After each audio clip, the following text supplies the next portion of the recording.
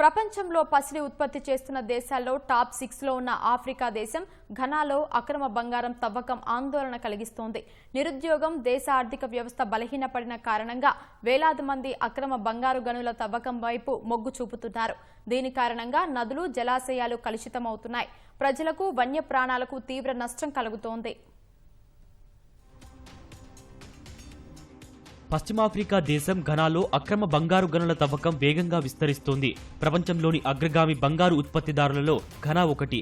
ఆ దేశం ఆర్థిక వ్యవస్థ బలహీనపడటం, అధిక నిరుద్యోగం కారణంగా వేలాది మంది అక్రమ గనుల వైపు దృష్టి సారించారు. దీని కారణంగా నదులు, జలాశయాలు కలుషితమవుతున్నాయి. ఒకప్పుడు నీరు, ఆహార వనరుగా ఉపయోగపడిన అంకోబ్రా నది ఇప్పుడు బూడిద రంగులో మురికిగా కనిపిస్తోంది. ఈ పరిణామాలపై ఘనా ప్రభుత్వం, పర్యావరణ సంస్థలు ఆందోళన వ్యక్తం చేస్తున్నాయి.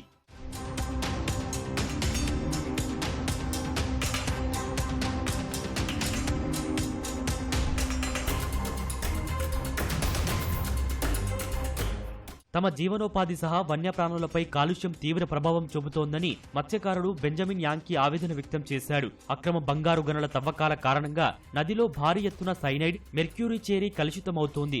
ఘనా వెస్టర్న్ నార్త్ రీజియన్లోని జమా కమ్యూనిటీ వీటికి వ్యతిరేకంగా స్వయంగా పోరాటం చేపట్టింది. 15,000 జనాభా ఉన్న ఈ గ్రామం 2015 నుంచి తమ భూమిపై గనుల తవ్వకాలను నిషేధించింది. టాస్క్ ఫోర్స్ ఏర్పాటు చేసి జమా ఫారెస్ట్ రిజర్వులోని జలమార్గాల్లో కాపలా కాస్తున్నారు. అనుమానితులను పట్టుకుని పోలీసులకు అప్పగిస్తున్నారు.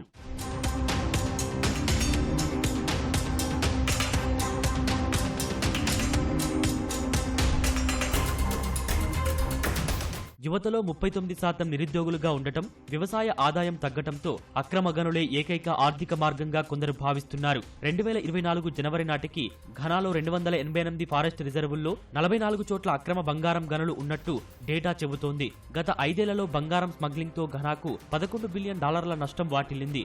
గత ఏడాది ఘనా వ్యాప్తంగా అక్రమ గనులకు వ్యతిరేకంగా వేలాది మంది రోడ్లపైకి వచ్చి నిరసనలు తెలిపారు. జనవరిలో అధికారంలోకి వచ్చిన అధ్యక్షుడు జాన్ మహమా జాతీయ టాస్క్ ఫోర్స్ ను ఏర్పాటు చేశారు. అయితే పోలీస్, సైన్యానికి అధికారాలు ఇచ్చే అత్యవసర పరిస్థితి ప్రకటనకు ఆయన నిరాకరించారు.